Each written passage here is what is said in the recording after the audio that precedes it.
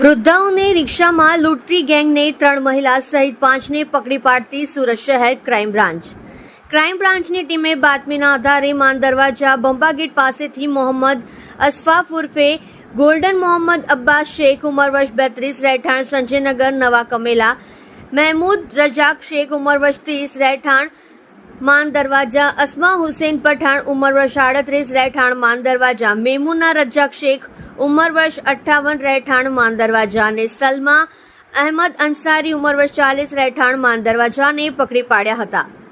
પોલીસે તેઓ પાસેથી 1.16 લાખના સોનાના ઘરેણા, રિક્ષા, 6 મોબાઈલ, રેડિયમ વાહન નંબર પ્લેટવાળા સ્ટીકર મળી કુલ્લે રૂપિયા 2.13 લાખનો મુદ્દામાલ કબજે કરી લીધો હતો.